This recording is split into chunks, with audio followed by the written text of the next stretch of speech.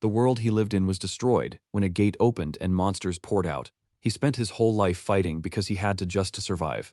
Day after day, months turned into years, and before he knew it, a decade had passed. Time slipped away like nothing. With only a sword, he could cut down anything, and he wasn't even afraid anymore.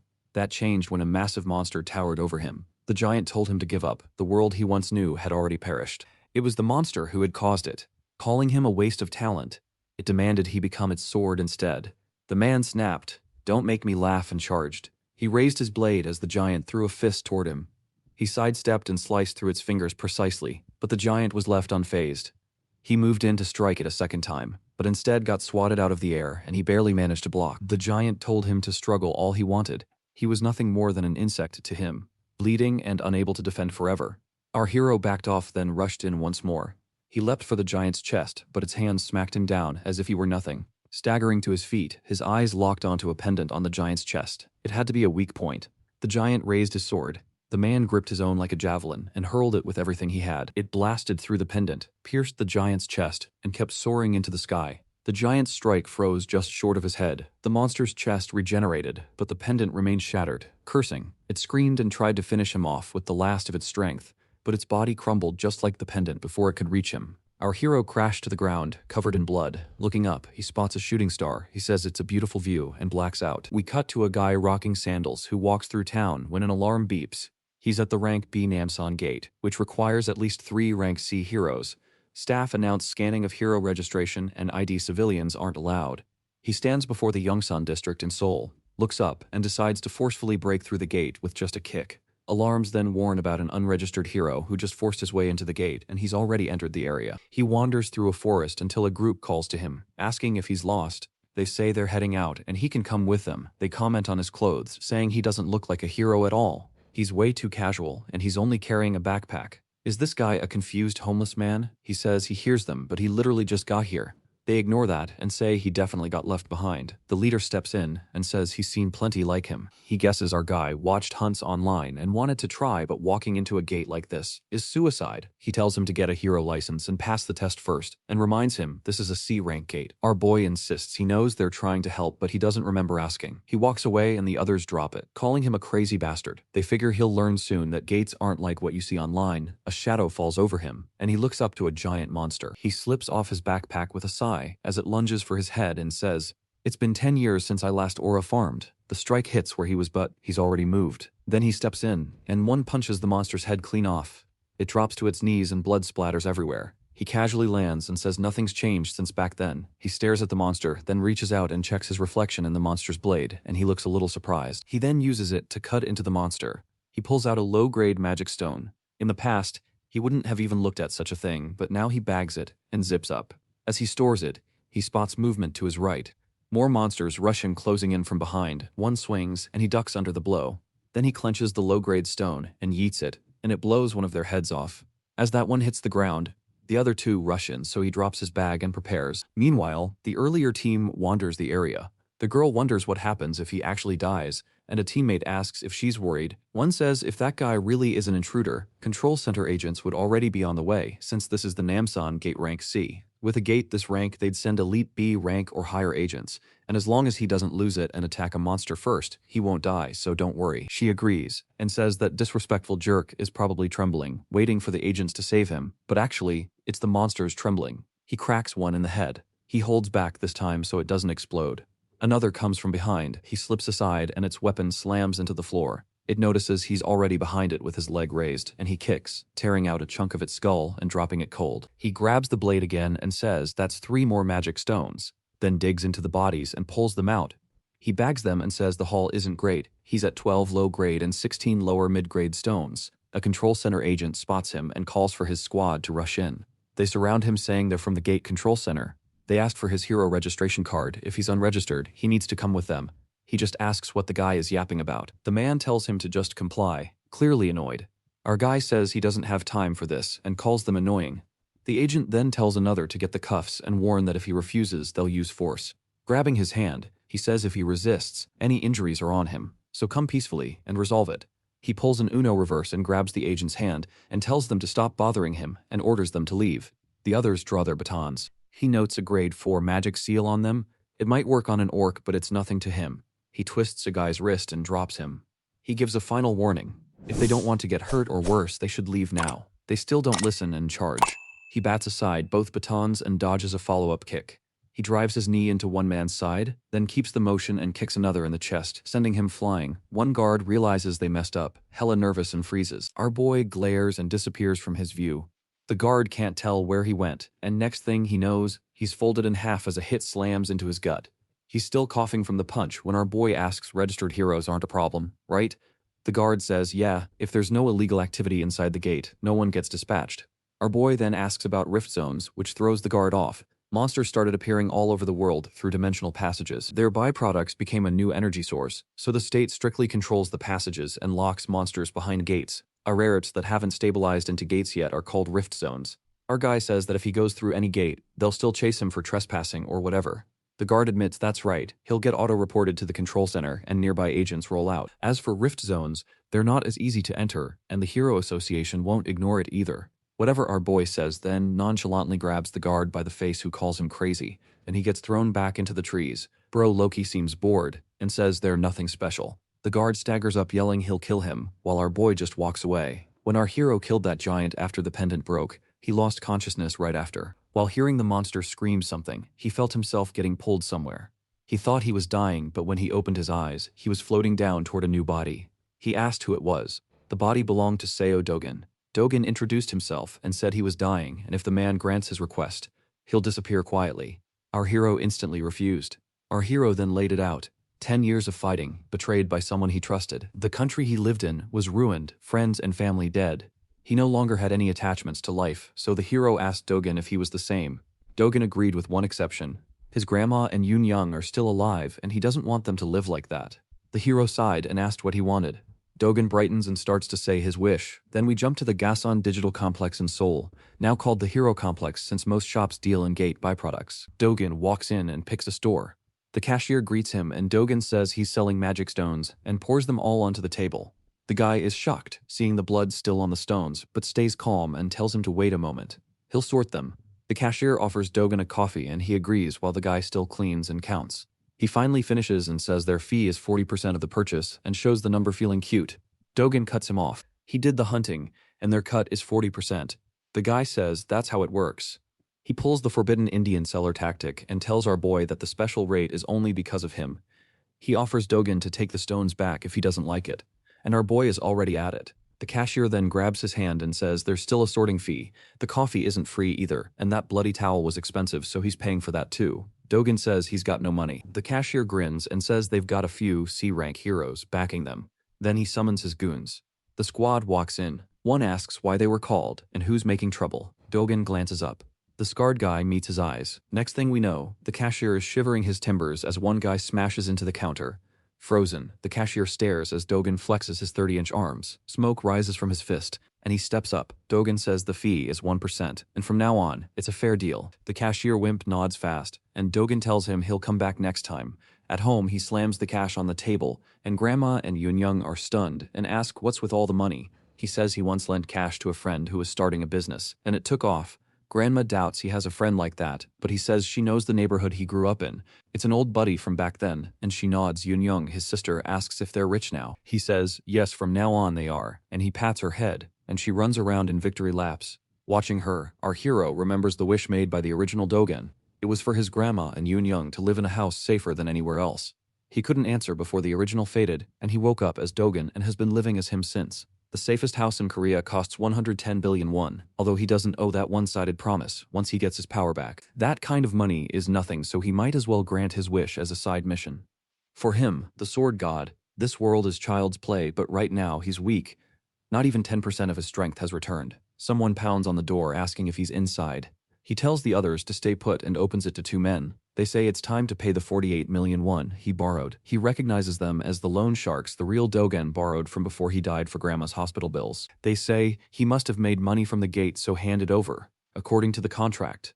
Dogen swings past the yellow-toothed guy who is still trash-talking and cracks the other guy in the face, launching him into the wall. The trash talker stares, and Dogen says he's already paid back over 9 million, 4 million more than the original loan amount, so if anything, they should be paying him. Panicking, The guy asks if he's really Dogen, and Dogen just tells him to warn his boss he'll visit soon, then floors him too. In the mall, Yoon eyes some teddy bears and asks if she can have one. Dogen says yes, clothes are done, so grab whatever else you want. Since he shares Dogen's memories, his emotions are coming back. It's mostly sympathy, weird but wholesome. Dogen has been kind to Yoon even though she's his half-sister, and he'll protect that side of his. She picks a small rabbit and asks him if this one is fine, but he yanks a giant bear off the wall. Her eyes light up, he reminds her to buy what she wants, and she laughs. They hit the food court when someone calls out to Dogen again. A Big Mac shows up with 2 bodyguards, asks why he's dressed so well when he's nothing special, and who the kid is. Did he mess up like his mother? The Big Mac asks. He glares, the guards stare back, and Yoon asks who this old witch is. He keeps quiet, so she presses asking if he's mute, then turns to Yoon and asks if she's from the Yoon family. The Big Mac then calls the clothes Yoon is wearing pathetic and asks Dogen if she isn't right. Dogen is annoyed by the ugly-ass woman, and she doubles down asking Yoon if she knows what a hoe is. Dogen's done. He says someone as ugly as an orc shouldn't talk. Dogen was born out of wedlock and grew up poor. When his mother died when he was 7, he moved into his biological father's house. He spent more than 10 years there, getting pushed around and neglected, and once the second wife had a son, they ignored him completely and kicked him out. He ended up at his grandma's place with a half-sibling he'd never met. The sword god respects how much he endured and says he'll handle it from here. It will be different now, he promises. And Dogen finally stands up, saying they lived together for 12 years, and she still disgusts him. The looks, the personality, all of it. He calls her brain useless and says she has a huge inferiority complex toward anyone prettier than her, which is almost everybody on the planet. As for his half-sister, he says she is better in any way. She actually cares about him and his financial state. He stares down at the Big Mac, waiting for a response. It gets mad and asks what he just said. A woman walks up and tells Dogen it's been a while. She moves toward them. The Big Mac starts crying and calls that woman her mom, telling her what he called her. The mother tells her to cut it out and to shut up. She then asks if he's been doing well and says even if he's busy, he should come home once in a while. Dogen calls her a fake hypocrite who tormented him for almost 12 years. She says his father worries about him and he snaps that it makes him sick. They're not in the kind of relationship to talk to each other that way, and he tells her to get lost. Her smile drops right away. She turns and walks off, muttering that this can't be the Dogen she knows. The old him would bow his head even if someone slapped him for no reason. His half-cheeseburger sister chases after her mother while Dogen watches. Then he tells Yoon it's time to go. The Dogen they knew doesn't exist anymore. In the car, the girl asks her mother why they just left. She should have crushed him. She tries to repeat what Dogen called her, but her mom ignores it and calls a bodyguard over, asking why Dogen is still alive. He says the report clearly said someone named Kang Chulwoo left him at a rift zone, and she yells exactly. So why is someone who should be dead still alive? The guard says he'll double-check it. The girl, in a shaky voice, asks what she means about him being dead and keeps pushing, asking if she really tried to kill Dogen. Her mom shoots back, asking if she still has feelings for him, and the girl says it's not like that. But if Grandpa or Dad find out, it's over. Her mother covers her mouth and says she'll handle it herself. So stay out of it. She is fuming in anger, calls Dogen a low-born bastard, then says she'll get rid of him no matter what. Turns out the mother is even worse than the daughter. 10 years ago, the first rift zone opened, monsters poured out, and the world fell into extreme chaos. Heroes rose up, things calmed down, and mana stones from monsters started replacing old energy sources. Countries put everything into turning rifts into gates, and now the whole industrial structure revolves around gates and heroes. If you want money, you become a hero. Dogen heads to Yeondongpo, a registration building. Inside, a guy smoking asks if he's here to pay his debts, and behind him are the 2 loan sharks from Dogen's house. The guy says he can't believe Dogen showed up after wrecking his boys. Dogen says the more he thinks about it, the more he feels like it was a loss. He says he wants compensation for the mental, physical, and material damage they caused. The boss says the kid's attitude changed, and judging by how he trashed his men, it must mean Dogen awakened in a gate. He asks if Dogen wants to hear what happened to other punks who thought they were hot stuff after awakening, and more men file in and surround him. The boss keeps going. Those guys still ended up D-rank trash, and he's got plenty of D-ranks who won't let Dogen run his mouth. Dogen stays silent for a moment, then tells him to sit down. He's not done talking. One of his goons charges, yelling that he can't believe Dogen's talking to him in that way. Dogen carefully grabs the guy's glasses, flicks them off, and cracks him in the face, sending him flying. He punches another in the cheek and says they're just shitty loan sharks, and he knows they forge IDs, paperwork crimes too. Dogen goes in to smash the last one into pieces. He wipes the room, then tells the boss to forge him a hero ID, make it perfect, untraceable, and done by tomorrow. The boss and his 2 goons stare, shocked at how strong he is. The boss wonders what his power is. This guy is not D rank, probably C rank. No way, he might be Brink. The boss bows like a good boy and says he'll do it. Dogen rests a hand on his shoulder and adds one more thing. Did Hang Heju order the boss to kill him? The guy hesitates, so Dogen squeezes his collarbone until he screams. He breaks and admits it was her. She wanted Dogen so deep in debt he'd end his own life. Then begs to be released. Dogen asks if that's why he was thrown into the gate. The boss says he knows nothing about that. Why would he toss a debtor into a gate and risk losing his money? He swears he's telling the truth. Dogen thinks it over, connecting dots and names Kang Chul-woo as the one who dragged him into the gate, and tells them to pull everything they have on him by tomorrow. The boss agrees, and they bow as Dogen leaves. On the way back, Dogen remembers the original Dogen's wish to keep his family safe, and he says he'll make it happen. The next day, they already forged him a B-rank hero card. He swipes it at the gate terminal, and it verifies, but the system warns he's below the recommended level, and asks him to think carefully before entering. Dogen isn't looking too satisfied. Those jerks should have made him at least A rank. The warning keeps repeating, but he goes in anyway. He enters the Bamseum tunnel gate. It is B rank, and recommends at least 2 A rank people. Even though it's B rank, the D grade scale size makes soloing rough. But since it's a tunnel type, it is for small groups only. Unless you are around A rank, clearing it's a pain. If you are unlucky, you can end up alone with hundreds of monsters in a dark, narrow tunnel. A serpent slides out, and Dogen pulls out his new gloves wherever he got them from. He likes this. The snake lunges, and he blitzes past and rips the mana crystal right out of its chest. Another bares its fangs, dripping venom. He calls it a black fang snake. Graze it, and you are paralyzed. He carefully drops low, pivots, then dashes through and slices it to pieces. He checks his gloves, impressed. He bought them for 300,001, and they are worth the money, holding that venom off. He notices more serpents pouring in, but he tears through them, ripping bodies apart and splashing venom everywhere. After a while, he digs through the corpses and searches for magic stones. If it's like his previous world, vipers only drop stones about 3% of the time. He'll need to kill hundreds. This time, he didn't get a single stone.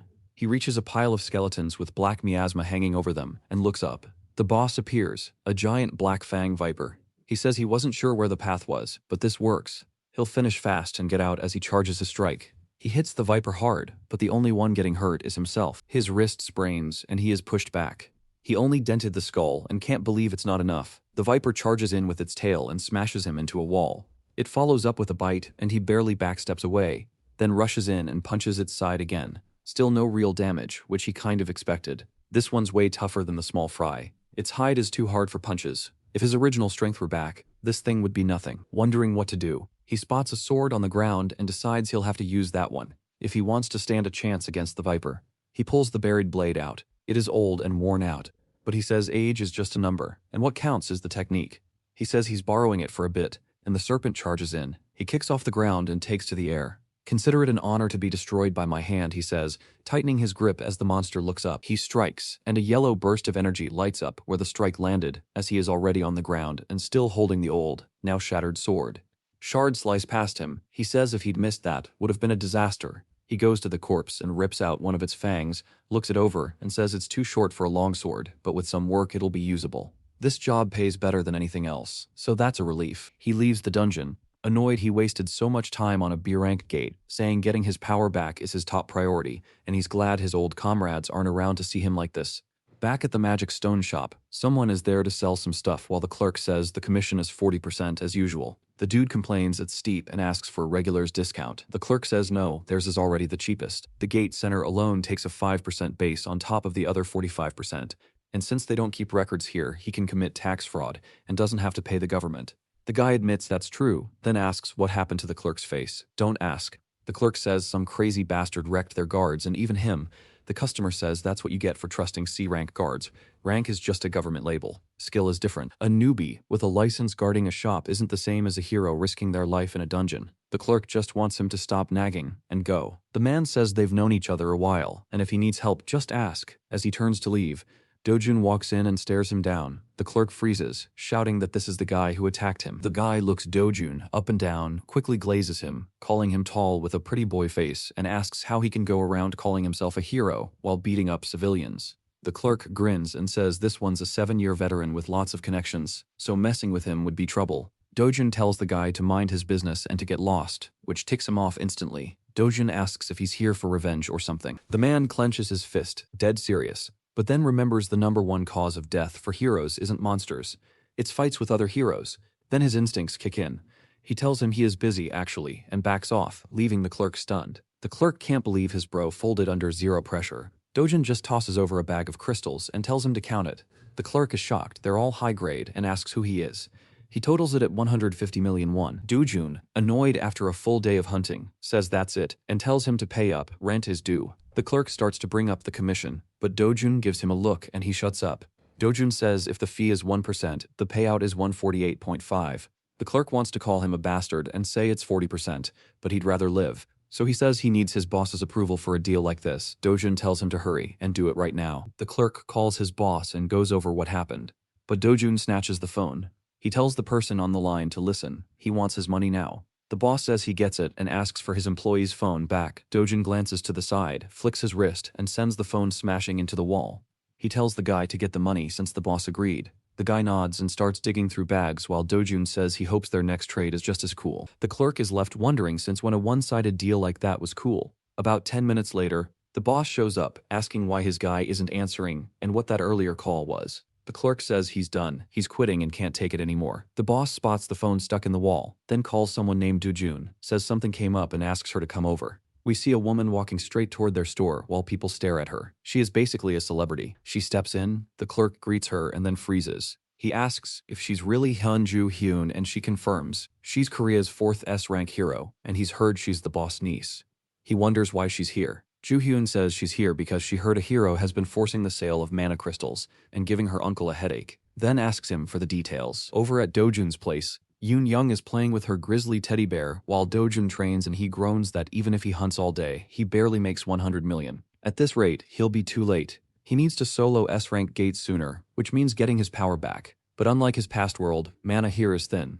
Even if he gathers it every day, it'll take 3 years if not longer, and they only have Temu gear in this world. He suddenly senses something, rushes to grab Yoon-young and tells her to get inside. Grandma asks what's going on as the whole house starts shaking. They say it's an earthquake and Yoon-young screams. Dojun says it's not that. Just then the space tears open outside and a strange rift forms in their yard. Granny asks what it is. Dojun tells them it's dangerous and they need to stay inside. Then he bolts straight into it without hesitating while they call his name. At the Seoul Hero Association, they report a new rift in Mapo, the first in 63 days. The White Lion Guild is closest, so they're told to contact them and dispatch nearby heroes quickly. The rift was detected in a private yard, which is a problem unlike the haircut, which goes incredibly hard. If a civilian enters the rift, no one else can go in until that person comes out. If they die, a monster wave hits the zone for 10 days and Seoul will be overrun. They ask if the entrant was identified. The staff says a man went in to save his younger sister, according to the grandmother, but they have no registered rank info. Since a civilian entered, they put the odds of a monster wave at 99.9%, and the room sinks. Somewhere else, a stack of files lands on the stepmother's desk. She asks what he means. Dojun awakened. Her guard says he's not registered yet, but it's certain. She curses at Kang Chulwoo and says that he himself should have killed Dojun already, and complains they took her money without doing the job. She orders him to tell Chulwoo if he can't kill Dojun, he'll pay back 10 times the fee. The guard says there's no need. There's a new rift in Mapo at Dojun's house. They've confirmed he went in, and the media will announce it soon. She says then that means they won't have to see that bastard again, and he agrees. She cools off and tells him to keep watch until it's confirmed. Inside the gate, Dojun finds himself under massive trees. He looks around and says it's hard to believe, but he knows this place, Patasuya Forest, where he used to spend lots of time as a kid. The trees, the wind, the thick mana in the air, all of it matches, and if he follows the path ahead, it should be exactly like he remembers. He smiles when he spots the world tree in the distance. That tree is an ancient spirit tree that carries high purity mana. The last world he was in collapsed because this tree burned and the mana flow broke. Here, it's still standing. He doesn't know why, but it means he can get back the mana he once had. He grins and says luck's really on his side as he settles in to absorb what he can. He concentrates on his breathing and 3 days pass and he forgets about food and water.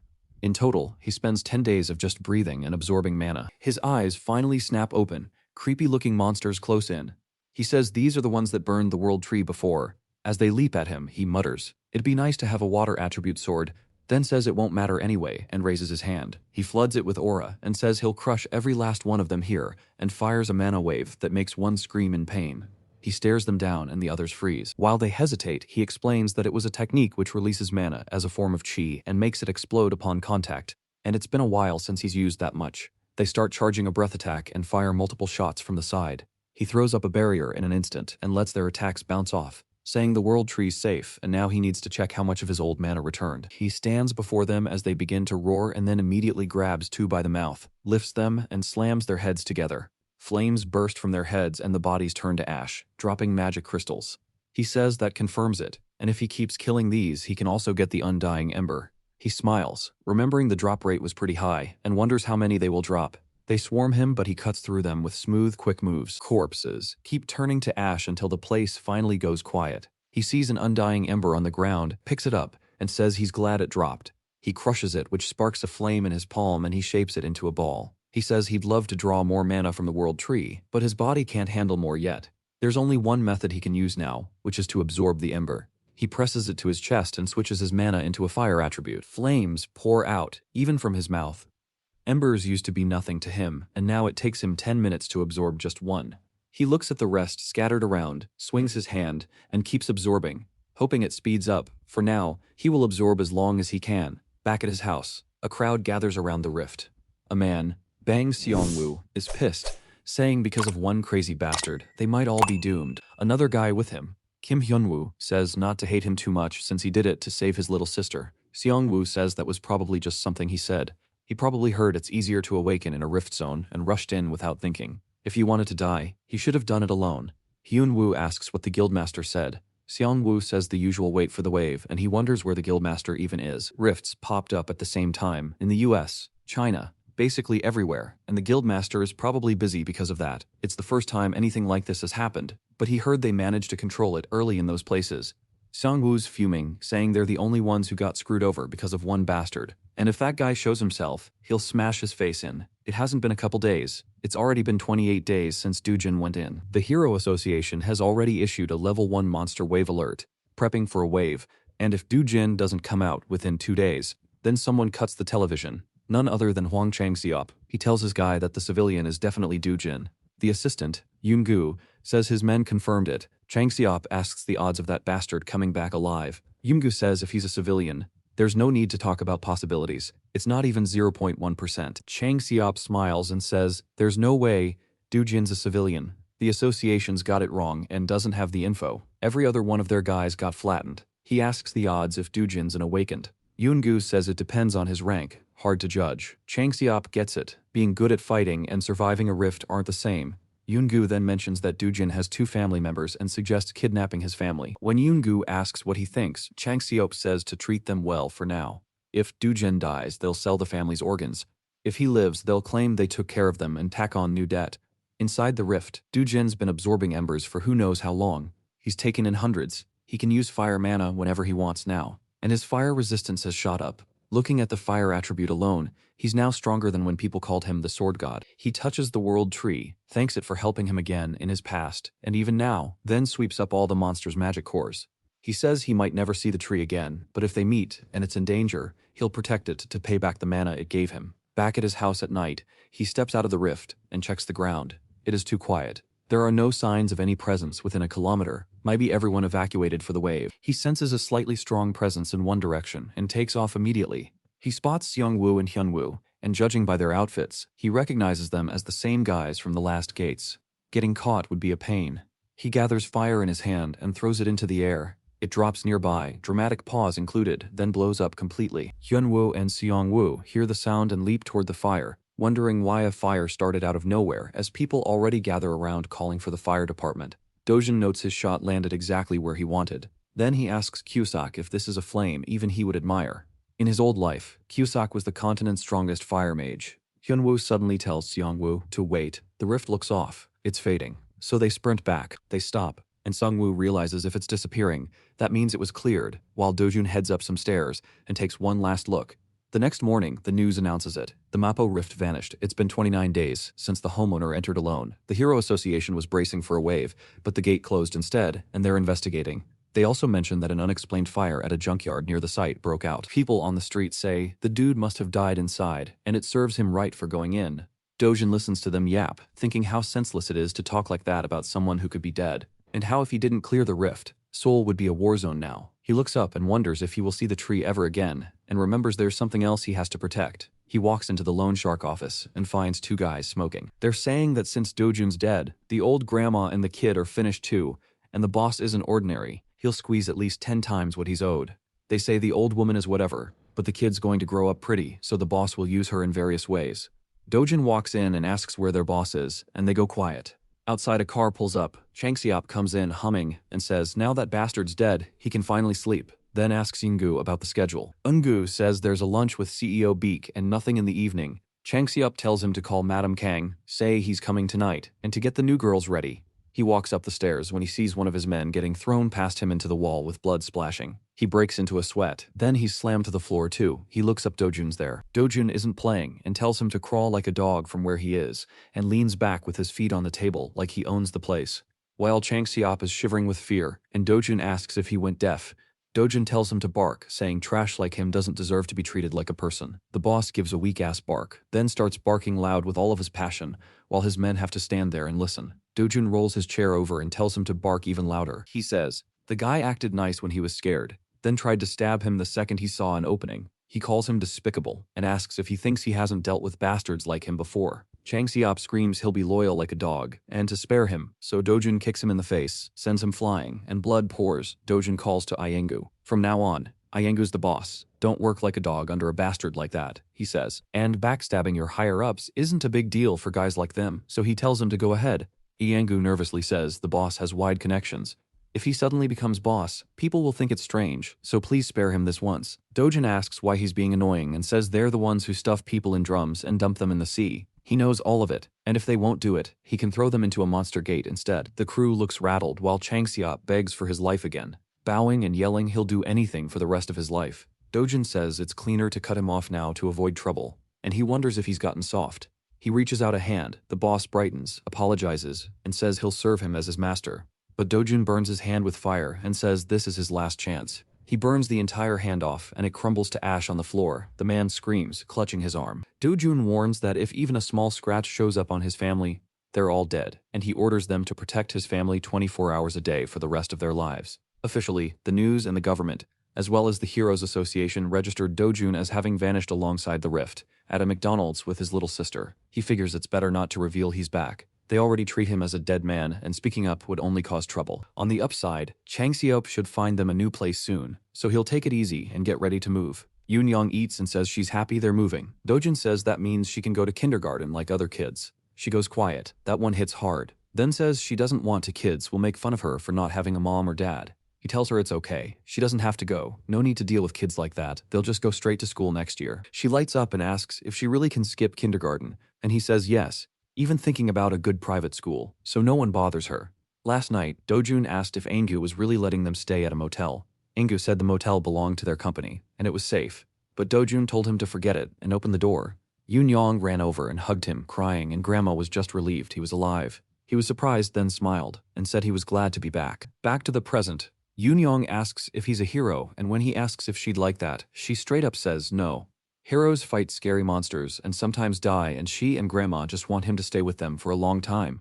He starts to say something, then stops. In his head, he remembers being among the last surviving humans in his old world. After years of fighting, he'd forgotten what he'd lost, but now he has people next to him again, and it feels like he could live to protect this small bit of happiness. At the Hero Association of South Korea, the founder, Na Ti-wang, also a board member of the World Hero Federation, asks if they really don't know anything yet. A woman says nothing's confirmed and apologizes. He says it's frustrating because if a rift can close on its own, it might pop back open just as easily. She agrees and says unpredictable variables are dangerous, and says it would have been better if it had caused a wave. He tells her to watch her mouth. Public safety-wise, this was the better outcome. She apologizes quick and careful. Na Ti-wang is one of the world's 100 most respected heroes. He could win the presidency with the highest number of votes in history, and even topple conglomerates if he wanted the headache. But he only cares about keeping people safe from the rift phenomenon. He tells her to take her time and investigate thoroughly. She adds that the homeowner near the rift agreed to sell, and he says to offer well above market and include condolence money for the family's loss.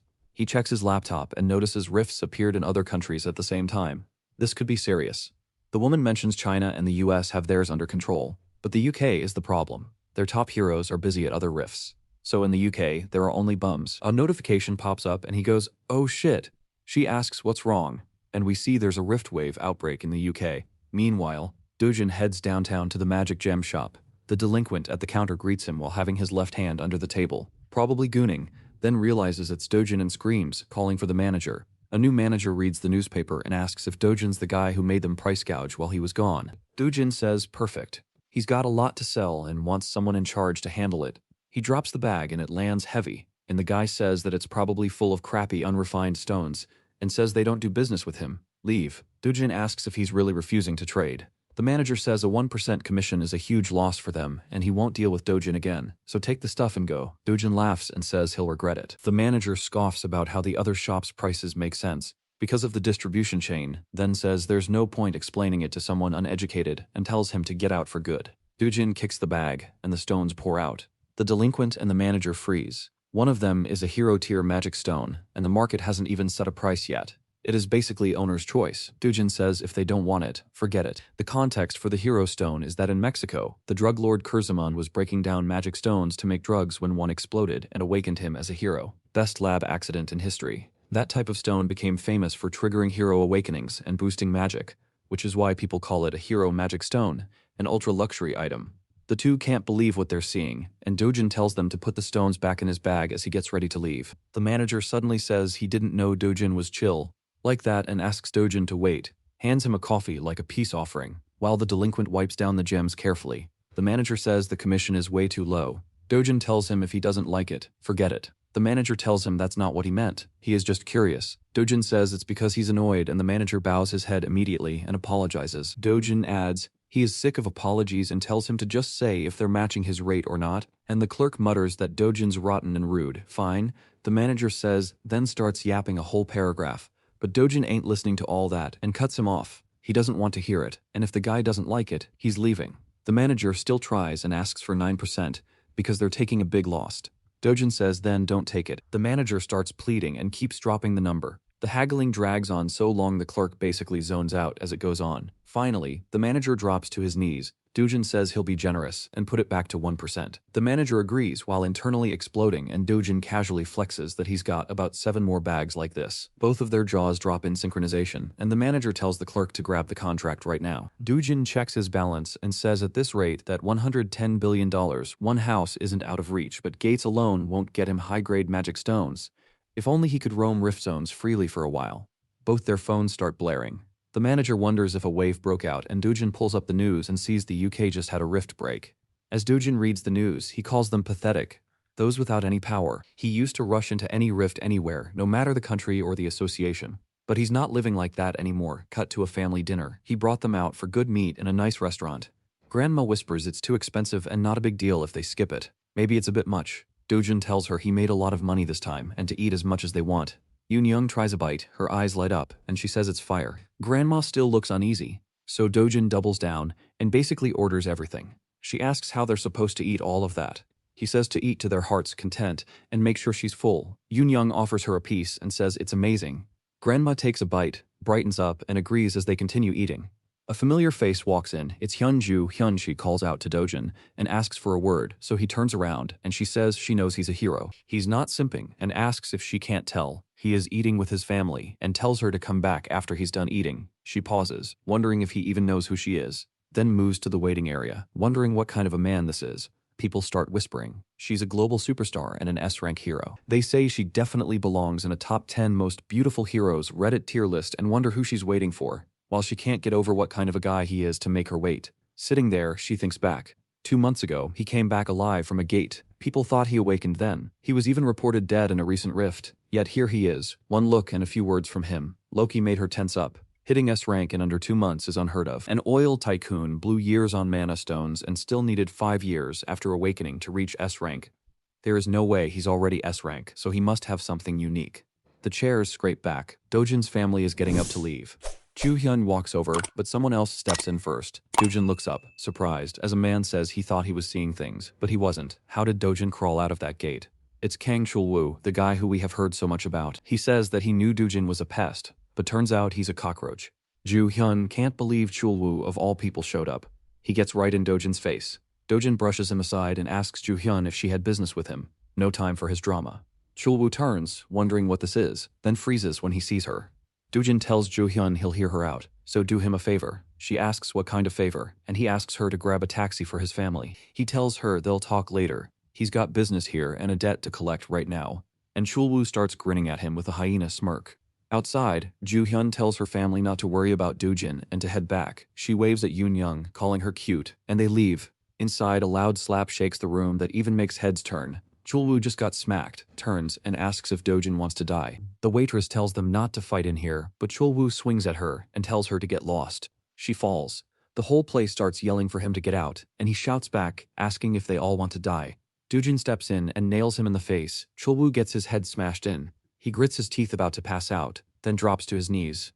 Dojin calls him out. He asks him if he is the guy that got him locked in that gate to die right. They have a lot to talk about, but Chulwoo just says he has nothing to say to a bastard whose father ditched him, and that there's a reason Dojin's stepmother asked him to do the job. Our boy just pulls out his phone, hits record, and tells him to say that again. Chulwoo laughs and tells him to shut up. What would he need to say? He asks, as he lights up his hand and sends a flaming punch. He tells Dojin that his real mother is a hoe and tells him to just die. Dojin watches the swing, puts a hand out, and the hit gets deflected. Chulwoo flies backward, wondering how his fist just bounced off. Dojin keeps the pressure on, slams him again, then follows up and just beats him down. The waitress panics, trying to remember the number for the police, but Joo-yeon takes her phone and says she'll handle it. The waitress thanks her. Watching the beatdown, Joo-yeon says Chulwoo's a B-rank hero. Just like Dojin, she can't believe it. If he's getting handled like this, Dojin must at least be A-rank, and even then, this is way too one-sided. Could it be that he even surpasses an A-rank? She yells that Dojin's going to kill him at this rate. Dojin looks down, realizes she's right, lets Chulwoo drop, and turns to Joo-yeon. She asks how much he knows about Chulwoo. He says he knows everything that matters. Why? She says Chulwoo's cousin is the S-rank Kang Yeonpyo. Dojin says he knows and asks why that's a problem. She's surprised he already knew and thinks our guy is way too reckless, and says Yeonpyo is the only reason Chulwoo gets away with everything. So what Dojin just did is dangerous. She roughly understands the grudge between them, but if he thinks Yeonpyo will let this slide, he's wrong. Dojin laughs. She asks if he's really not scared. He says not really. What bothers him is how well she seems to know him, and they stare each other down. The waitress is crying. She thought Joo-yeon was supposed to handle this. Joo-yeon apologizes for dropping in and says she's here as a favor from her uncle. He owns the shop called Gas and Stone Man, where Dojin's been selling his mana crystals, and she wants to buy them instead. Dojin asks how much. She says all of it. He laughs that it's a lot, and she says an S-rank's assets are beyond imagination. Dojin says he's fine selling, but only if she agrees to one condition. With a sinister look, he says it's nothing big. Something she can do. Cut to Dojin's stepmother, smashing a bottle and saying she thought he was dead. She was told he went into a rift and wasn't supposed to come back. She throws another bottle at her bodyguard, but her aim is trash. He apologizes, saying even the Hero Association believed he was dead. She tells him to stop making excuses and asks what he's going to do about it. He says, there's something more urgent. Dojin defeated Chulwoo. She wonders if Dojin went after him because maybe Dojin knows something. She starts sweating, saying it'll be a problem if her husband or her father hears, but she can smooth it over, still. If the media finds out, the group's stock could drop, so she has to shut it down. She orders him to keep the outlets in line. If anyone runs a story, pull their ads and cut ties. He says he's already shut up both the police and the press. She lets out a sigh and says good work, but he says this isn't a real solution. He whispers that Chulwoo's cousin is Yeonpyo. She asks the S-rank hero. Chulwoo was notorious among heroes as trash. Publicly, Yeonpyo acted like a caring cousin, but in reality, Chulwoo just did his dirty work and did as he was told for Yeonpyo. She says they should meet Yeonpyo first and set it up right away. She also realizes this means Chang Seop betrayed them. Manager Lee confirms it, saying Chang Seop is reportedly caring for Dojin's family. She tells him to call Prosecutor Park now. Chang Seop needs to pay for trying to ditch her for Dojin's side. Meanwhile, outside a gate, we hear there are 37 rift zones in South Korea. 5 are in the process of turning into gates, and the rest can only be hunted by association, affiliated heroes on scheduled runs. They confirm Joo-hyun's ID and wish her a safe trip. As she heads in, Dojin is with her and points out there's only one entrance. Moreover, the guards are strict even though they know it's her. One of her raiders says it's unusual for her to push a rift zone hunt first. It is Jeong and Ju, an A-rank, and the guild master of the Cleomi Guild. Jo-hyun comes up with an excuse, saying she just wanted to do it for fun, then glances back and spots Dojin. His condition was simple. If she lets him into a rift zone, he'll sell her all his magic crystals at market price. She asked why, and he told her he'd make more hunting anyway. She wonders if he's really risking this much just for money, saying he's not in his right mind. But it's not like she cares, and even without her uncle's request, She needed crystals anyway, so it works for her. Outside the tunnel, past the rift, Inju blushes and asks Joo-hyun who that guy really is. Joo-hyun, a bit annoyed, says he's just someone she knows. Inju doesn't buy it and asks if he's her boyfriend.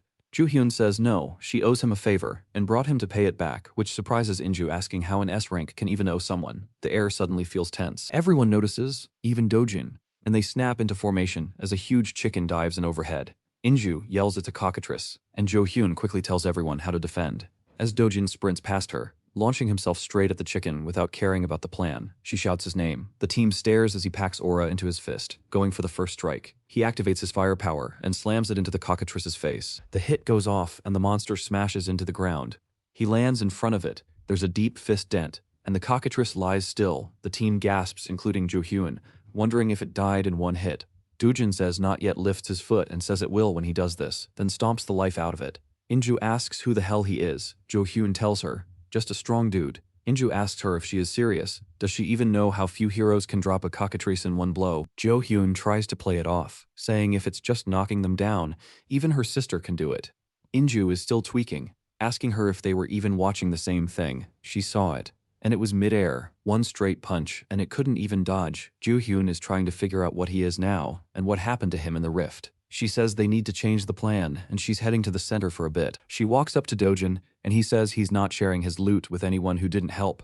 She says she wasn't planning to ask for that, but rather that his skills don't match this place. Does he want to go deeper? And of course he does. He smiles and says that sounds fun. She tells him she knows the area she'll lead, and he should stick close if he doesn't want to get lost. She takes off first, probably testing his pace. He crouches, then rockets after her so fast the rest of the group almost stumbles. Inju watches and goes, if Jo-hyun is a bullet, this guy must be light. One of her guildmates asks why they're not heading in too. She asks if he really thinks they can keep up. He's like, hell no. So she says exactly, we're extras today, just hunt like usual. We'll hang by the entrance. She walks over to the cockatrice corpse and says, a ranks get praised, but in front of S ranks they're nothing. Then wonders how strong Dojin actually is. Back in the forest, Jo-hyun runs and glances back, saying she should probably slow down. Dojin is right behind her, asking if she can go any faster, which makes her yelp and stumble. She's top 2 in Korea for speed, and he's still caught her. What is going on? Dojin stops and jogs backward to her, saying she's slower than he thought, and it felt like she was trying to shake him.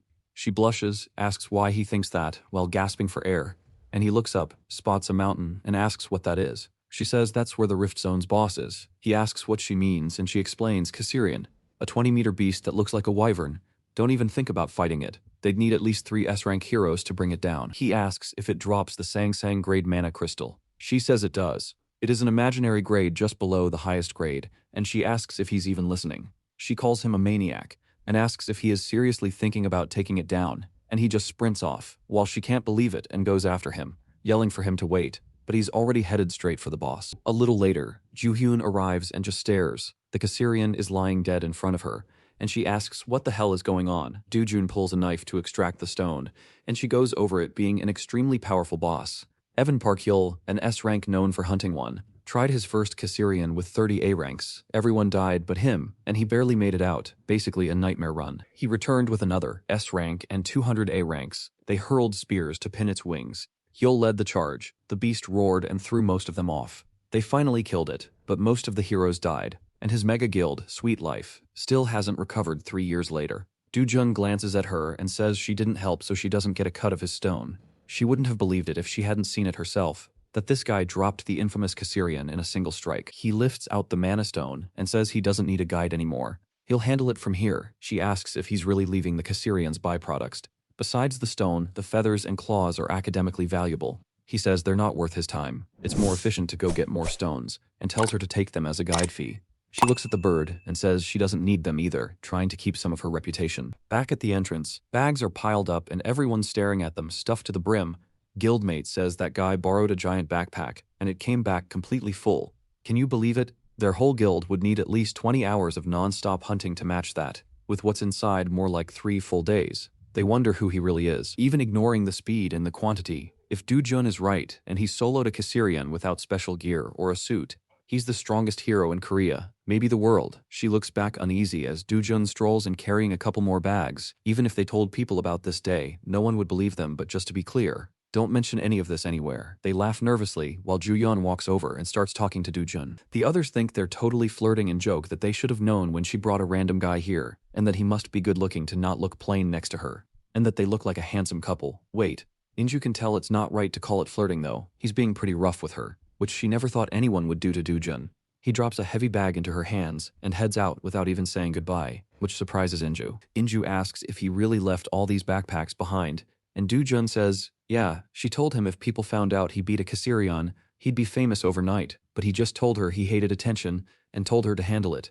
Inju's like, what kind of guy does that? And even Do-jun is thinking the same, and we see her rizzed up by his tremendous aura. We cut to the city in a martial arts gym, where Park Hyul is pounding a sandbag, giving it his best effort as he drives in hit after hit. Hyul is an S-rank hero with the Korean Hero Association and the leader of Sweet Life. Some guy in a suit walks up and tells him to chill, saying he looks like hell, and as they say, the frog that's been crouching long will leap far. He says, so the longer he'll endure the hardship, the greater the reputation will be. Hyul says that's right, he'll make everyone who look down on him pay by beating them up. The man tells him his power's been building, and it'll blow someday. When it does, people will kneel before him. Besides, no one knows how to beat Caesarea better than Hyul. One day he'll go down as the guy who took it out with the smallest team.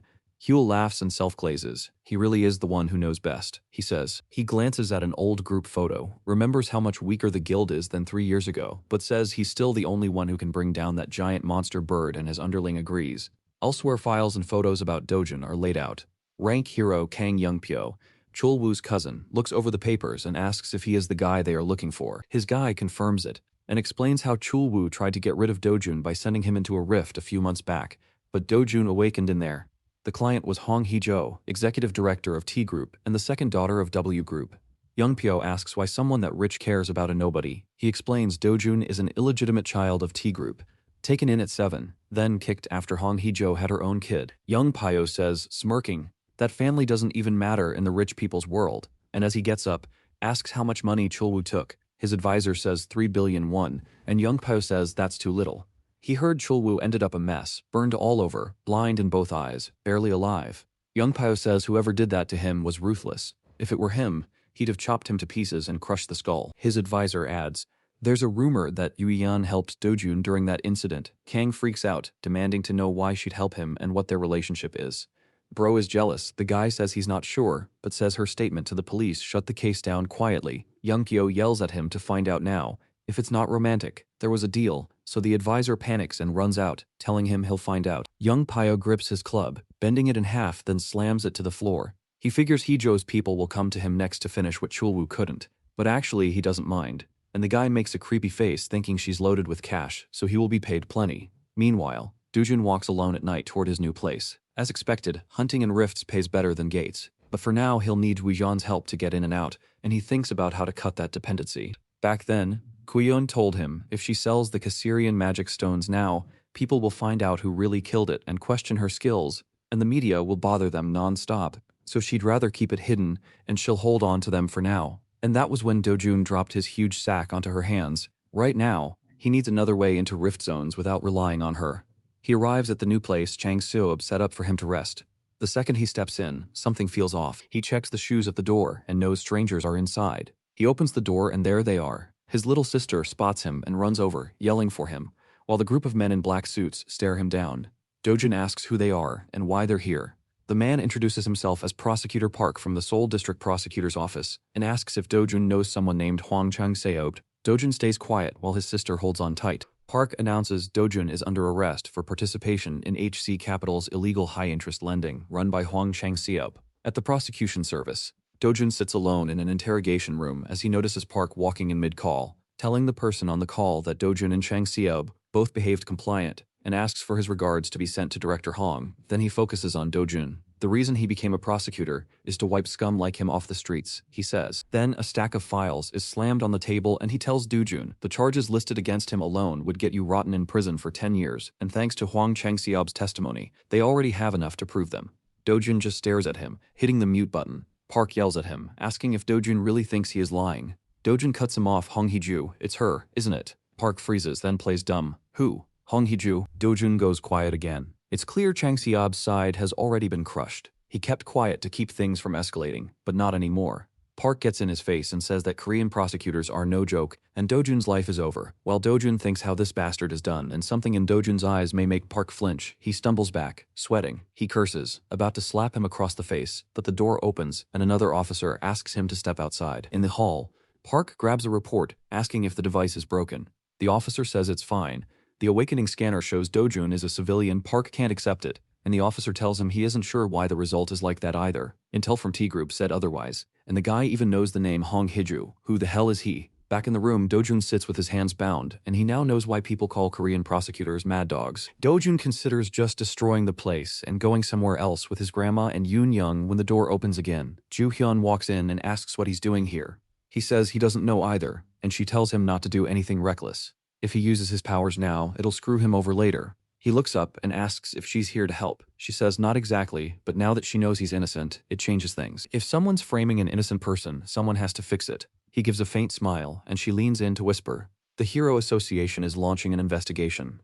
They're cracking down on illegal hero licenses and watching new rifts around Mappo. He interrupts her and asks of his family as well. She freezes, then shrugs it off. What am I, your secretary? Why would I be looking after your family? But his stare makes her waver. She looks away and says they're safe, so he should stop worrying. He thanks her and says he'll repay the favor. She blushes, tells him to be patient, and promises to solve it as soon as possible. A while later, Juyeon's method was to not prove his innocence. She exposed Prosecutor Park for bribery and other illegal requests, and he was fired. A public investigation officially cleared Dojun of the original incident, and though he still gets in trouble for having used an illegal Awakened license, Juyeon fought it down to just probation. As they drive, an emergency broadcast flashes. A never-before-seen monster appeared in the UK, about 15 meters tall with extremely potent venom. Dojun keeps looking out the window and says, "It's a Makashin." Juyeon asks how he knows that. That is a new monster and is supposed to be confidential association knowledge. Monster names aren't random, he says. Mana stones hold both energy and the monster's unique encrypted data. And if you decode it, you get a monster's real name and other information tied to it. In this world, they decrypt it with the power of science, but in his original world, they did it through magical power. And he already knows most of their names since the same monsters appear in both worlds. He adds that Makashans are easy to neutralize with red flower ant extract. Juyeon asks what that is. He explains it's harmless to humans, but paralyzes Makashans. Spray them, and they won't be able to move. She takes it in, then asks, "So Dojun, what exactly are you?" Our bro doesn't answer, and he keeps staring at the road. She asks if he's even listening. He then asks what would happen if he killed Hong Hiju right now. At the association office in AKO, Hijo sits behind her desk, biting her nails, while manager Lee stands nearby after explaining Dojun's current situation. She continues chewing, anxious and confused about Juyeon helping Dojun. He admits they don't know the connection, or how she even knows Dojun, and her face darkens as she snaps off her nail. She's furious. What the hell is going on? She asks. And the meaning behind Dojun not being a hero, she thought he awakened. Manager Lee rubs the back of his bald head and says he doesn't know either. It might have tricked the detectors, but it's only a guess. Hiju slams the desk and orders him immediately to get Yeonpyo on board. She offers him 20 billion, number 30. She doesn't care how much, just make him take the job. Elsewhere, Yeonpyo hears the number and scoffs that 30 billion isn't enough. He needs at least double. His assistant asks if that isn't too much, but Yeonpyo waves him off and says from Hiju's point of view, he's her best bet. If he pulls this off, 60 billion is nothing for her. He adds not to forget he even has Hyun Juyeon on his side. If they're up against an S rank, that's the least you should pay. The assistant mutters that Juyeon definitely is dangerous. Yeonpyo slams his foot on the table, walks up and calls him a bastard. Not all S ranks are the same. He can take her down in 20 minutes. The assistant, shivering, tells him of course he can. And Yeonpyo's mood flips as he asks for updates from the association. The assistant says the UK branch can't send more reinforcements, and the association just tightened the rules for overseas deployments to only skilled heroes. Yeonpyo walks off and curses. They make it impossible to back out without looking weak, then asks for his schedule. He's leaving in 3 days, which fits him perfectly since he wanted to see Takashi anyways. He looks out over the city and wonders about Makashans, the new monster type with no known weaknesses. If he figures it out first, his value will shoot up, and he laughs at the thought. Meanwhile in England, the Big Ben catches strays, and the streets erupt in chaos as a monster charges through. Heroes step in to block it. Weapons up, the beast roars and slams its claws down, cracking the ground, and the team spreads out, dodging the shockwave and counterattacking. Mages fire violet blasts, and with one clean hit the head comes off. The body crashes to the pavement, and they catch their breath when one of them hears something and looks up. Lightning flashes and more monsters show up. A claw drops from above before he can move, and that's how a night of terror starts across the UK. In the days after, waves of monsters hit the city. Britain's heroes fight hard, but they're helpless against an unknown enemy as they push toward London with only 60 kilometers left. Then suddenly, some glitter falls from the sky. The monsters are confused. Their glowing eyes dampen as they freeze. They scream out and collapse one after another. Helicopters fly overhead as everyone inside stares down at the battlefield. My God, it's working, someone says, and Ju Yun realizes Dujin was right. The red flower ant and its extract work. Yan Pyo looks over at her and thinks there's no way she's that good. But Ju Yun just smiles and tells her team to finish the job, and they eagerly agree. She draws her sword and jumps out into the fight alongside the others. Later, outside the airport, a wall of reporters is waiting. They call their strategy amazing and rumor that it was Ju Yun's idea spreads. People even say that the British royal family bestowed knighthood on her. Then one of the reporters' eyes go wide. Ju Yun appears with her suitcase. The crowd bombards her with questions and pictures, asking how she found the Makashan's weakness and saved the country. Yan Pyo smiles and is asked to share his thoughts too, while their faces are on giant screens across the city. The news says a 200-person team, including hero Ju Yun, returned safely and that South Korea's pride saved the United Kingdom. They announce the red flower ant and its extract are how you hunt Makashans. Meanwhile, in a crowd, Dujin watches the broadcast too. When Yunpyo's interview fills the frame, and Dujin's gaze goes cold, cut to a fancy dining room with gift boxes on the table. A gift for you, Ju-yeon says. Dujin pauses and asks what for. She tells him one is for Yoon Young and Grandma, and the other one is for him. He immediately grabs it, and she crosses her arms, telling him it shouldn't be opened here but to take it home. He ignores that, pulls out neatly folded clothes and says it looks expensive. Ju-yeon raises her glass and tells him to take it as thanks. Because of him, she was recognized as a hero. Compared to what he's done for her, this is nothing. If he needs it, she'll even buy him a car. Dujin sets the bag back down and says, if I ever need anything, I'll let you know, but I've already been repaid. Her smile drops. If I asked how you knew the Makashan's weakness, would you tell me? And he just goes, is there any reason I should answer that? She scoffs and asks what his plans are from here. She is already worried he might be aiming at Hang Hee-ju or Yunpyo, and she wants to stop him. Dujin just tells her, first probably buy a house. Yunpyo stares and asks him if he is renting the one he currently lives in. That night at a luxury beach resort, the huz is having a good time while Yunpyo's got that death stare in his eyes.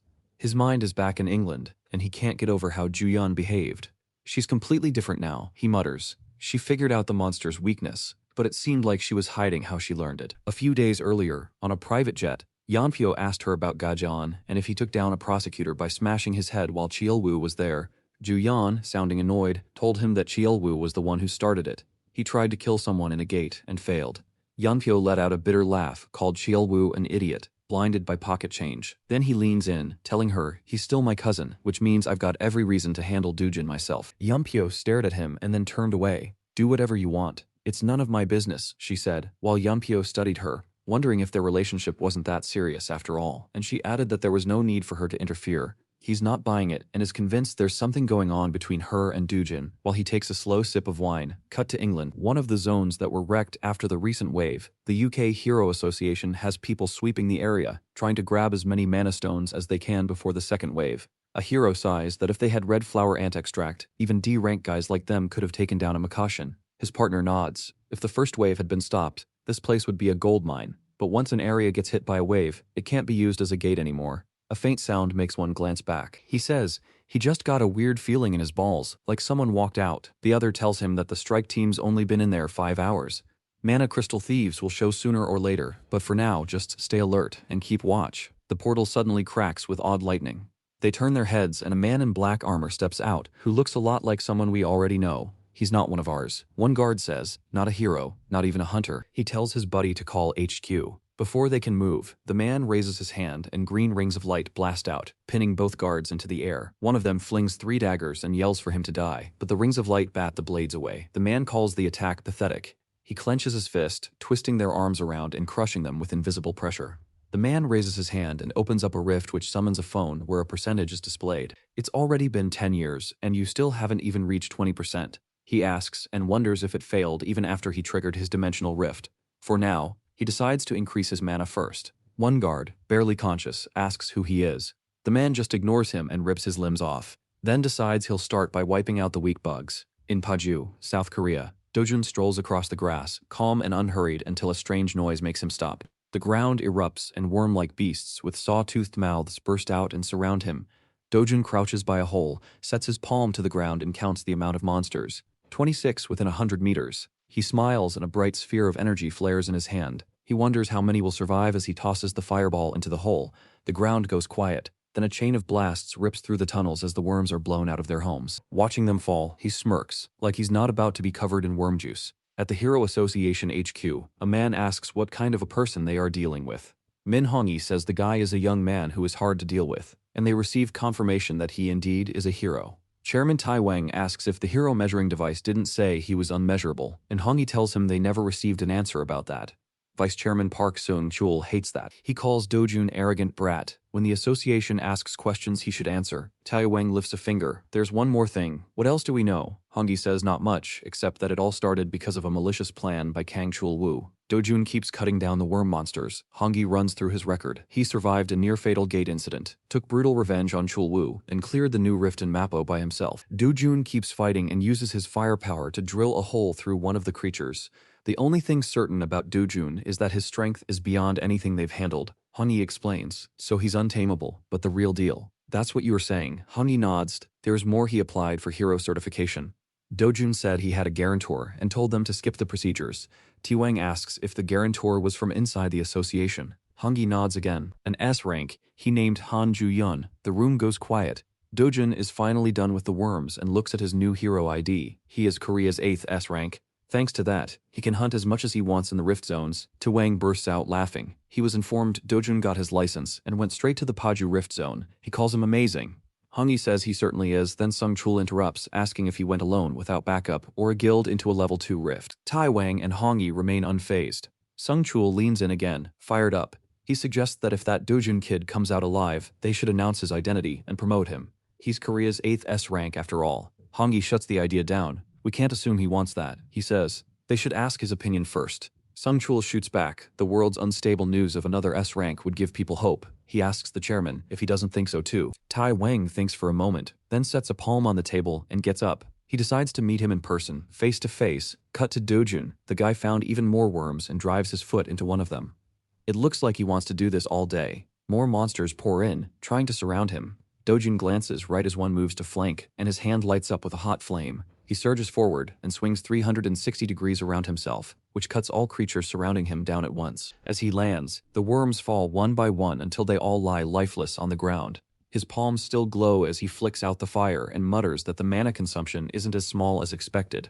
Cut to the Gas and Hero complex. A young guy is brain rotting on his phone behind the counter when Dojun walks in. Without looking up, the guy asks him for the name of the person who made the reservation.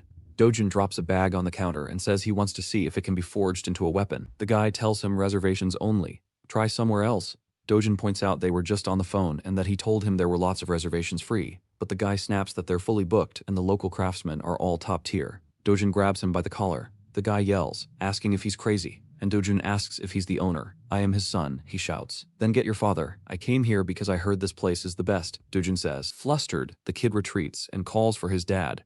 Choi Chiao-quin, the famed weapon craftsman, comes out and eyes Dojun, asking who introduced him to this place. Hyun Ju-hyun. Dojun says. Their eyes go wide and Chiao-quin asks if he is serious. Dojun pulls something out of his bag, and the man immediately recognizes it. His son asks what that is, and the father tells him it is the tip of the giant black killer fang. It has been a long time since he last saw it. Dojun says he wants a sleek sword and to make it as long as possible. The old man tells him he doesn't know anything. Stretching non-metallic items like this ruins durability. He'll make 2 medium blades instead. Dojun asks if he's not skilled enough and tells him to connect them into one blade. He needs a long one and to increase its mana absorption as much as possible. The son explodes, saying his father's weapons are at least grade 3 in mana absorption. Dojun, a man of few words, just picks up one of their swords, says it feels like grade 5 and squeezes it hard, which makes the entire room light up. They stare amazed, and Dojun shatters the blade into pieces, and they can't believe it. Dojun tells them if they are going to create garbage like that, they'd better stop now. Chio-kin gives a sober stare, now taking him seriously. The next day in a quiet jungle forest, a huge monster jolts awake. Its eyes glare red and it roars. Dojun steps out and calls it noisy, then charges his hand with fire. The beast stomps into Dojun, who dodges, shoots into the air and dives back down, slicing right through the monster's shoulder. It gets angrier and grabs a whole tree and throws it at Dojun, but that doesn't stop him. He goes in to finish the monster, flashes past it and cuts the monster down. However, it regenerates instantly, looking even stronger as it stares at him. But Dojun keeps pressing. He goes in again and aims his fire attack right at the monster's spine, and now it is left completely engulfed in fire. He flashes around it and slices its head off, and finally defeats it. It's hard to keep a mana sword going for such a long time, he says, but because of that, he pulls out a jar to collect the Cyclops' blood. Later, at the shop from earlier, Dojun sets the Cyclops smoothie on the counter. The son stares and asks what it is. Dojun just tells him to call for his father. With this, he'll be able to fuse 2 black killer fangs easily. Dojun says while turning to leave. The clerk calls out to him, demanding to at least know where this came from, but Dojun keeps walking. He's got the essential materials, but he still needs one more thing to push mana absorption higher, and there's only one place on Earth where he can get it. Cut to a resort. Juyeon's phone rings and it is Dojun calling. She answers, asking what it is, and he says one word, Brazil, and her relaxed mood disappears. By the pool, Juyeon asks Inju if the association sent a hero to Brazil. Inju confirms it. Brazil's government and the association teamed up, and they're launching a huge operation to shut down the Rift Zone. Monsters in Brazil are particularly brutal, and they drop a ton of mana stones. The association's paying well, so their guild decided to join. Inju smirks at Juyeon and says they should go together and bring that man, the 8th S-class, the one everyone's been talking about. It is him, isn't it? Juyeon says she isn't sure, and Inju teases her, saying there are rumors about her and that guy having a special relationship. Flustered, Juyeon yells, "Fine, go if you want." Inju cheers. But she says whether the guy will come or not, she really doesn't know. Back at the forge, the smith marvels at a strange composite. Non-metal materials fuse cleanly with Cyclops' blood as a binder, and the old man asks how in the world he found out about that. The man tells our boy he can probably make it around 180 centimeters. Dojun then politely asks for it to have a two-handed shape, but with a grip so he can use it one-handed. The blacksmith wonders why he is suddenly polite. He thought Dojun was a thug, but either he knows basic manners or this sword really is precious to him. Dojun asks how long it will take, and the man says at least a month. Dojun wonders if grade 7 can handle his full power, then tells the smith to shape the form for now, and he will need to collect one more special material. The smith can't help wondering if Dojun is about to try and get that material. A few days later, at a parking lot, a luxury car rolls up. Dojun thanks her for it and says he'll use it well. Juyeon steps out and says it's nothing. He eyes the car. It's worth 100 million won, which is appropriate for him, he says. She asks if something's up with the association, and he tells her that they're revealing his identity, so he told them to pay the price. She mutters that Chairman Tiwong always deals fairly. Dojun just says the chairman understood, the deal's done, and gets in. She sighs, asking him to act more appropriately and to remember she's his guarantor for his employee status. She gets in the passenger seat and says the association's in chaos. The Brazil stronghold collapsed. Once things calm down, they'll resume talks with the chairman. Brazil, he repeats, then asks if she is going to. She pauses for a moment, then nods and wonders why he is asking. He turns toward her and asks her out to go with him, and her face turns pink. Across the city, Heeju's face turns a similar color, but not for the same reason. How much more do you want? She screams. Yeonpyo leans back. Now's not the time to be cheap, director. She tells him, we already paid you 30 billion won up front, and you are asking for more.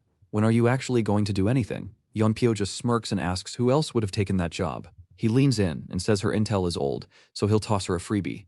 Dojun is S rank now, Korea's 8th. Heeju goes pale and asks if he is trying to fool her. Yeonpyo tells her to wait if she doesn't believe him. The news will break soon, and the info wasn't cheap. He paid for it. She tells him to wait and shouts that if that's true, she can't control him anymore. Slamming the table and offering more money, just do something. Yeonpyo says money matters, but a steady business partnership is worth more. Heeju is desperate and tells him to just do whatever it takes. A notification pops up on his phone. He looks at it and says the heavens are on her side today.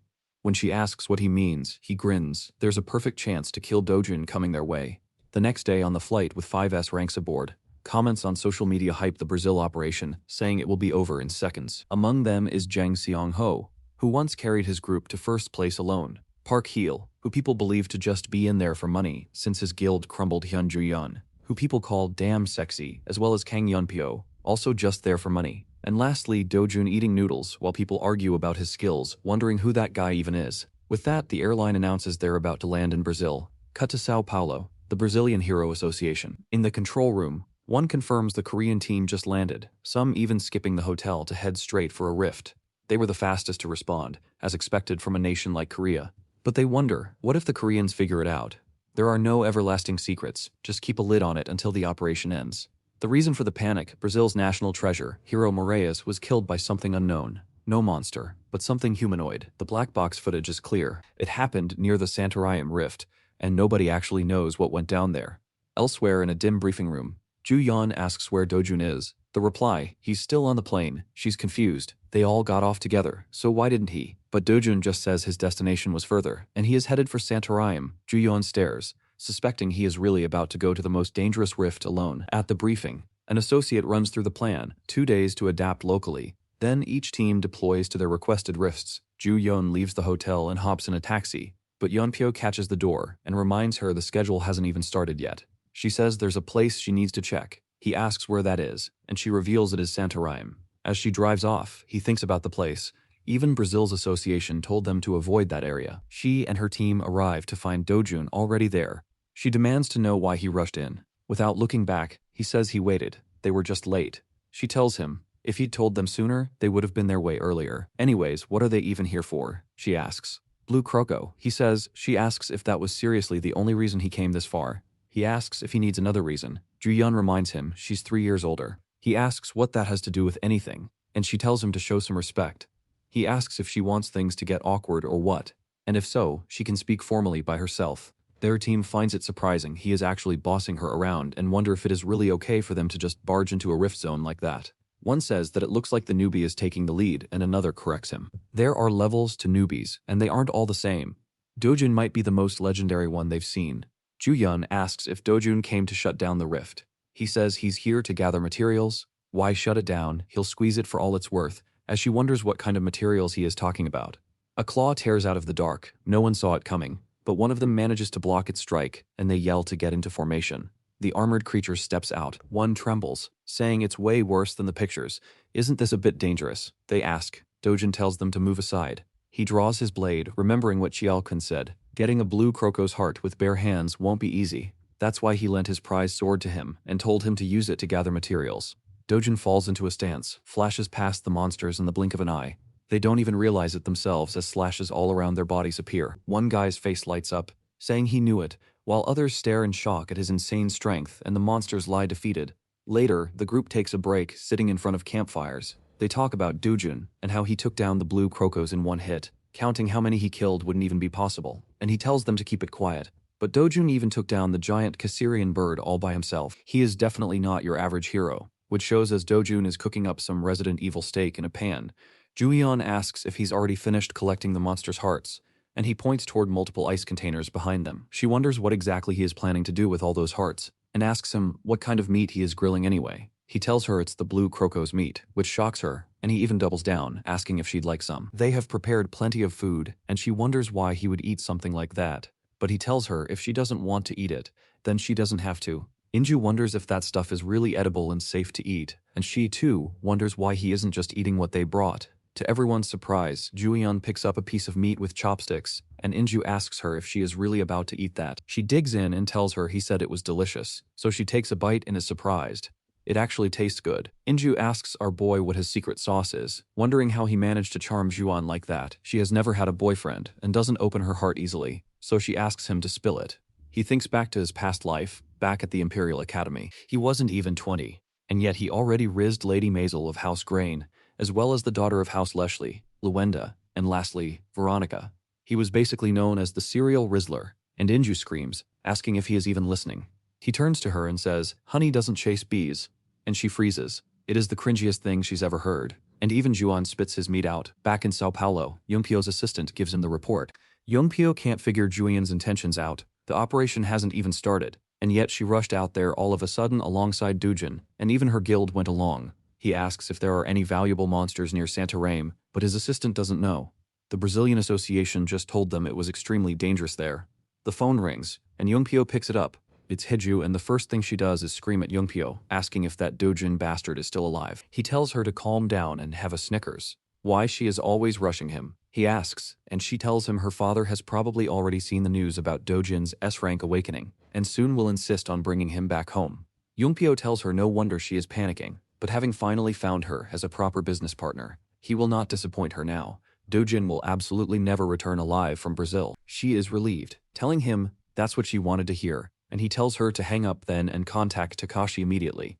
And to let him know Dujin just signed his death sentence by walking into an isolated place, which makes their job easier. Meanwhile, Dujin and the others head deeper, and Juyeon asks if he is really planning to do that, since they say even more dangerous monsters are out there. He asks what kind of monsters, and apparently there is a lynx. He already knows about that one though, and he keeps walking.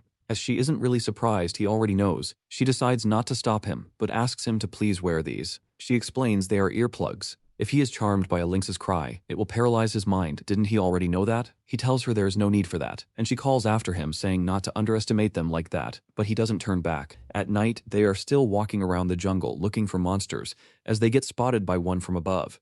It is a lynx sitting in a tree, staring down at them with glowing red eyes, and they notice it too, as it is already howling at them, trying to paralyze the team. Inju calls for everyone to cover their ears, but Dojin is locked in an intense stare down with the monster, not listening at all. The agonizing noise the monster makes keeps going, and they all cover their ears in pain. Wondering why Dojin isn't, he grabs a rock off the ground, charges it with fire, and deadass throws it at the dog that is still busy howling. It suddenly stops and leaps away as Dojin rushes after it. Inju asks what he just did to make the lynx's cry stop, and as they catch up, they see Dojin facing a whole pack of them. The one from earlier has a wound on its leg from Dojin's stone attack, and locks its eyes on them, about to get revenge for it. It targets Huiyan, and the lynx takes control of her by looking her directly in the eyes. Dojin covers her and tells her she was wrong. It wasn't their cry that led to paralyzation, but rather their eyes. He tells them to close them for a moment and unsheathes his sword, wondering where his limit lies. He swings the blazing sword, and a ring of fire is summoned around him. He calls it the first form, Kirita Milagro Ruckle, an attack born from a single point. He points the tip of his blade at the pack of lynxes, and a fireball charges. The others wonder what kind of dangerous technique he is about to use as he unleashes a massive beam of fire charged directly at the monsters. The attack is way too fast, and without being able to react, it closes in on them, and a huge fire explosion takes them out. Huiyan covers up against the blast, and as it fades, we see a deep and long trench left over. The dogs are fried up and still lie steaming on the ground. Inju's and Huiyan's jaws drop. She calls it unbelievable. One lynx barely manages to get up, shaking. As Dojin walks over, he stands before it, and it tries to paralyze him with its gaze. He slashes its head off, and it lands on the ground. He calls the attempt pathetic, but says he'll gladly take those eyes. He'll need them for later. They continue strolling through the jungle at night, while Inju, as well as Huiyan and the rest of the team, looks at Dojin with admiration, calling him absolutely amazing and not even human, but in a good way. They wonder if Dojin could even be stronger than Shabri Alphonse. He might even be on Kane Lester's level. But he is the strongest hero in the world that might be pushing it too far. Meanwhile, zombie-like monsters watch them from the waters and begin to approach our group. The team members say that those zombies are totally clueless. They don't have brains after all, and their confidence in Dojin shows. As the zombies rush in, Dojin smacks one in the face and completely blows his head off. Another rushes in. He vanishes and rushes through them, ripping them into pieces. He stomps flat on the last one, while the group watches closely, and they continue on. Uyeon then asks him about swordsmanship. She wants to know where he learned it. His flame power earlier was amazing, and he asks if she wants to learn it. And of course she does, but he tells her in a peaceful world like that, she wouldn't need it. And even if she did learn it, when would she even use it? She is kind of annoyed at his attitude and tells him there is a limit to how much she can be ignored. She is S rank too, after all. They both turn their heads and look at each other. She says she gets it now, what he really thinks of her. Inju finds it childish and tells them to leave the rift already, so they head for the exit. And thanks to Dojin, they cleared it without casualties. Next time they enter to close it down, they will be able to do it way faster. After Inju steps through the rift, a commotion can be heard.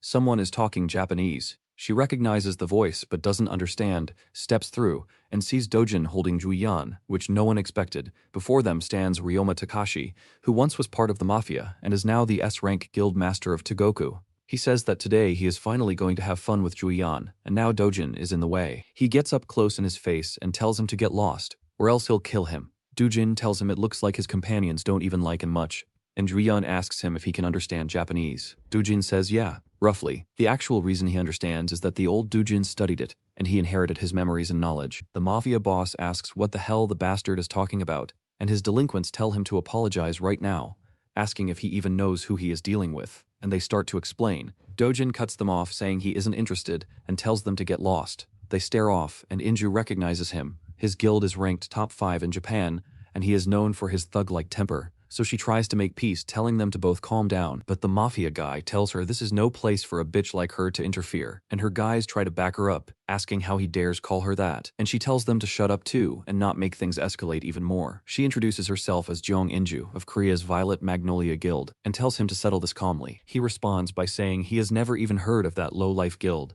and he asks if she wants to get it too, like Joo-hyun is about to, and tells her to wait for her turn while grabbing Joo-hyun.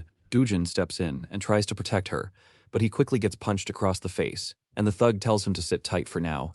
He's got business with him too, and will kill him later. Doojin realizes that he planned to provoke him from the beginning, and decides to play his game, smacking him back and turning his head 180 degrees. The thug is sent flying and crashes into his delinquents. Doojin tells everyone to back off. The thug threw the first punch, so this is self-defense, and he tells the small fries to back off. Their boss agrees, telling them to stay out of it, and takes off his clothes while flaring his aura, which makes his muscles bulge. Joo-hyun looks at Doojin. She knows the thug is about to be deep fried and tells him to just half kill him.